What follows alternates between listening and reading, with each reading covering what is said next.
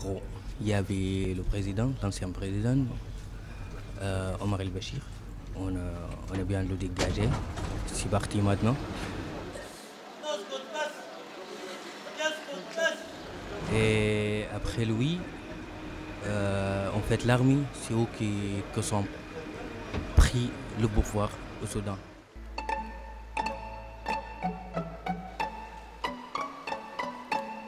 Alors, le peuple, en fait, ils veulent bien un gouvernement civil, comme tout le monde, quoi.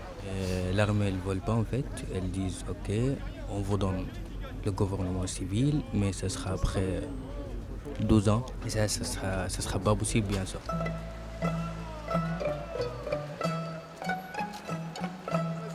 حرية سلام وعدالة الثورة خيار الشعب حرية سلام وعدالة والثورة خيار الشعب. Il y avait une grande manifestation, c'était en décembre. Après, il y a beaucoup de monde, vraiment. Il y a presque de 190 morts. Il y a des gens qui ont tué, ils ont jeté des gens à la mer. Il y a des gens qui sont brûlés, et ils ont tué shotgun. Tout ça, ça se passe en décembre. Et maintenant, ce sera demain, le 30 juin, ce sera une grande manifestation au Soudan, comme le manif qu'il était le 6 décembre.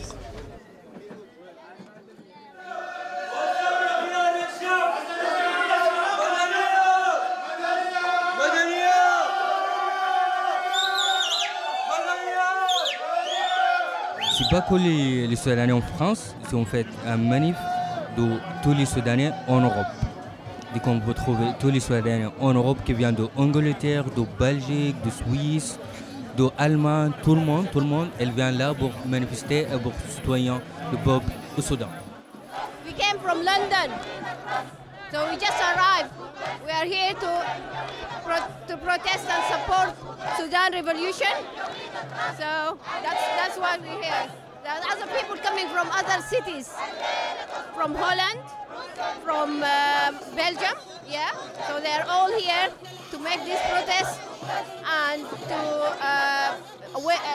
raise awareness of what is happening in Sudan.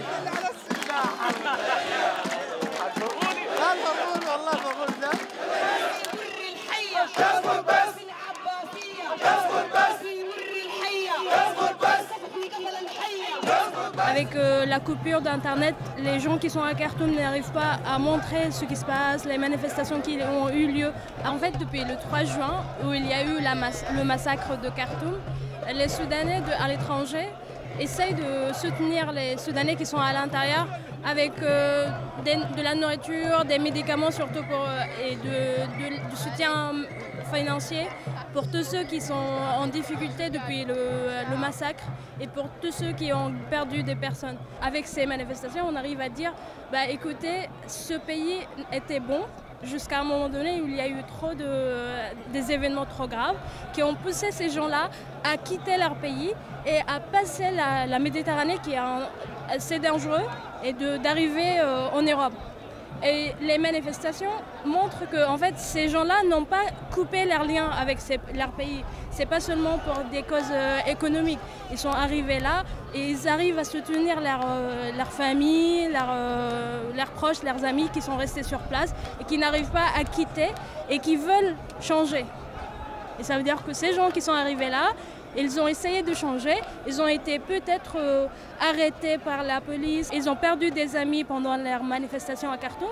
Et là, ils sont venus, il y a les Soudanais de toute l'Europe qui se sont regroupés sur la place de Trocadéro pour montrer au monde qu'il y a un vrai mouvement, il y a une révolution qui se passe à Khartoum, qui se passe au Soudan en général et qui a besoin d'être vu par tout le monde et qui a besoin de faire bouger tous les pays du monde pour soutenir le peuple soudanais qui a choisi de changer le régime soudanais.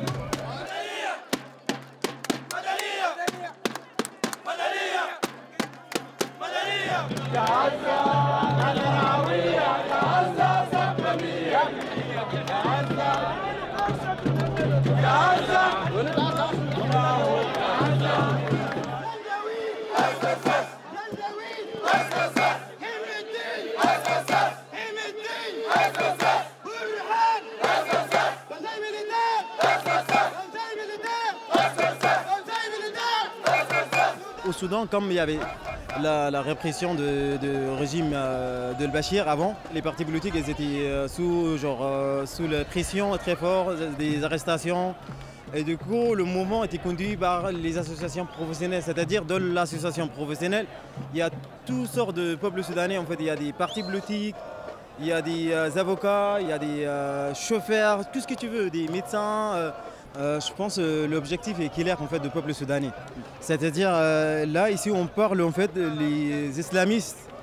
Ils sont ennemis, les ennemis de Dieu, tu vois, parce qu'ils trafiquent la religion. C'est ça le champ des manifestants.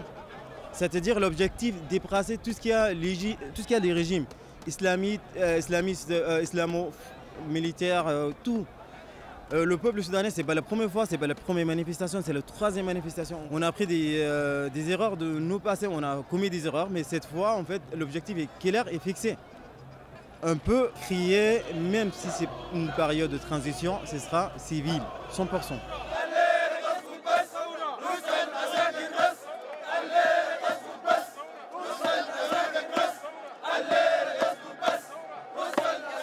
Là, on va séparer en fait la religion, l'État, la politique, on va séparer tout. On va construire une constitution basée sur la démocratie. En fait, c'est pas sur le même. Ce qui se passait, c'est mort. On ne va pas reproduire la même chose en fait. Pour le peuple soudanais, il est clair. Tout le monde, ils comprennent très bien. Tu demandes n'importe quel Soudanais aujourd'hui, il va te expliquer clairement ce qu'on va faire pour l'avenir, qu'est-ce qu'on voit pour l'avenir du Soudan en fait. C'est très clair. Fondé, État, démocratique, religion séparée, voilà, tout est en fait c'est quelque chose, c'est un nouveau départ pour le peuple soudanais.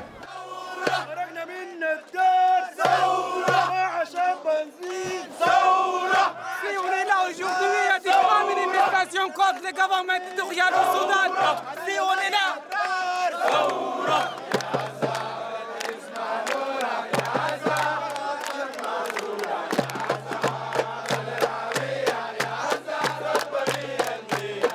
Regime, which was 30 years in government, was very much against women's rights, and a lot of women has been victims for rape, killing, and everything.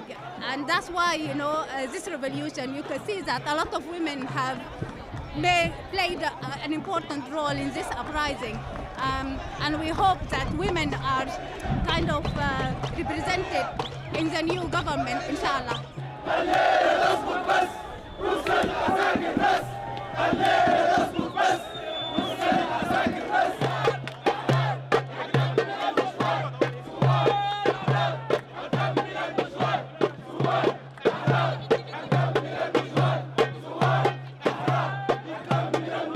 Le blues en général, c'est les tristesses profondeurs, nobles. Alors quand tu utilises le blues de la mer profondeur, c'est le blues là. Le bleu tense de la mer, quand tu le vois au fond, c'est un bleu qui invite, magnifique, mais c'est très dangereux.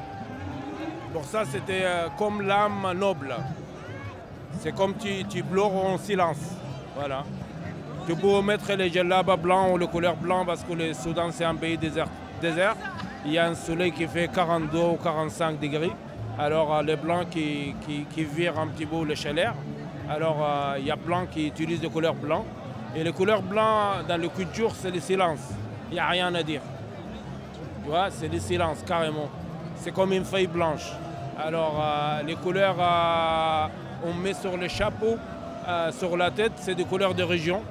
Mais c'est aussi des couleurs des écoles soufis. Et les soufis au Soudan, c'est l'âme pour le ciel et le corps pour la terre. Ça veut dire que c'est des gens, ils refusent même la guerre.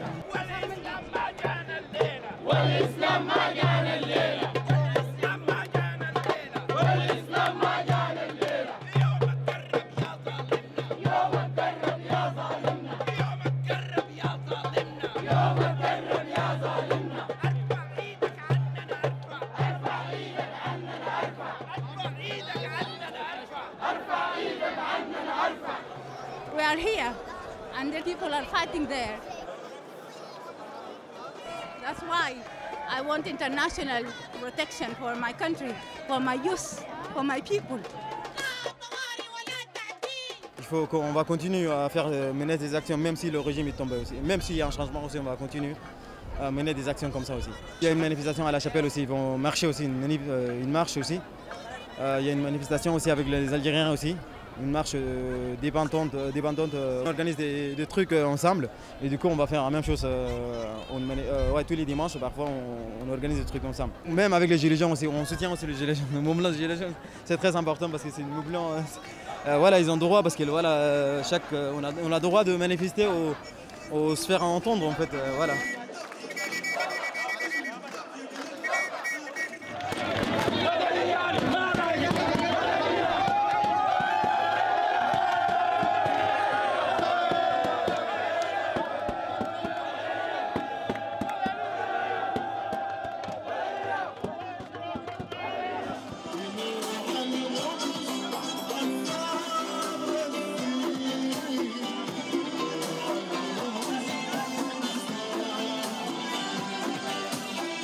Nos rêves, je suis de 25 ans, 26 ans. Ma rêve de continuer mon éducation parce que je ne vois pas l'arme qui construit le pays, l'arme qui tue le peuple. Pour ça, on n'a jamais utilisé l'arme, nos l'arme, juste l'éducation, de partager les connaissances pour améliorer comme nouvelle génération pour 2050. Comment on peut vivre dans le monde sans nucléaire, dans le monde écologie complètement sans souffrance de cancer, ou toute cette merde qui existe à cause de politique. Je dis, il n'est pas net ou honnête.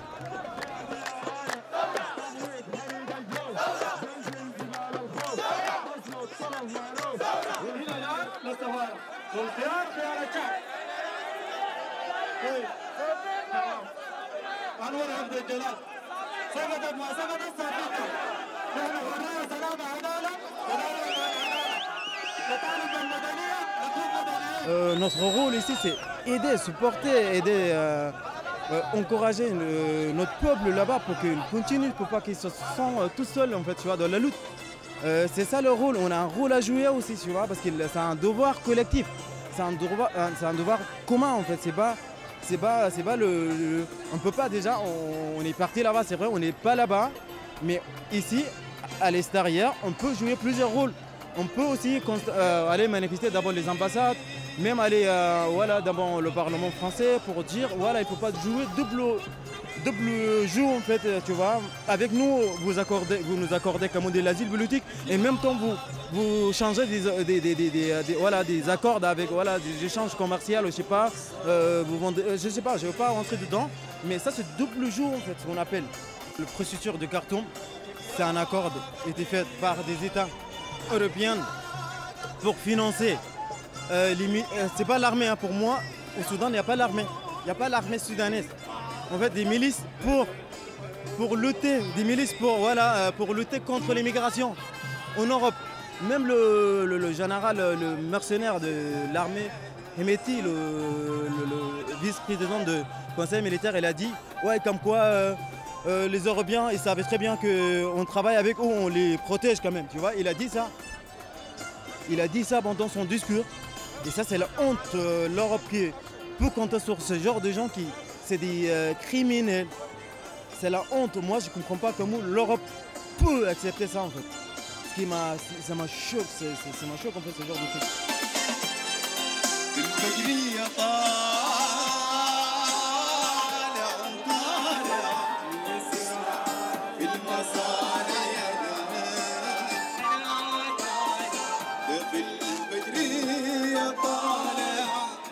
C'était le 11 avril qu'il y a eu la chute de Omar el-Bashir. Mais en fait, c'était juste un truc, une petite zigzag pour passer à d'autres images de personnes. Alors qu'en fait, lorsque la chute a eu lieu, les personnes ont dit Sagatat, moi Sagatat, Sabina. Ça veut dire si ça a chuté ou si ça n'a pas chuté, on va rester là. jusqu'à avoir un vrai changement du régime. Parce qu'on ne veut pas un changement de personne, on veut un changement total qui regroupe tout le Soudan. Du coup, de plus en plus, il y a eu des images très particulières au Soudan. Le CETIN a fait des concerts, a fait une tente qui s'appelle la tente des recherches, des chercheurs soudanais. Et dans cette tente, il y avait des cours d'anglais, des cours sur des sciences humaines. Il y avait des choses assez intéressantes qui se passaient à l'intérieur. Et plus les tentes, et plus il y a de tentes, plus l'État faiblit. Et chaque tente représentait quelque chose. Et ensuite, on trouve l'art. On ne connaissait pas qu'il y avait autant de peintres, autant de chanteurs à Khartoum. On ne savait pas qu'il peut y avoir des activités aussi culturelles qui représentent un peu tout le pays. Il y avait la présence d'enfants qui n'étaient pas très visibles, les enfants qui chantent, les enfants qui sont juste sur la place pour voir, les enfants de la rue qui ont trouvé un endroit qui les représente, qui leur donne de l'amour. Ça, on ne savait pas que ça existait et on ne pensait jamais que ça peut exister, quoi.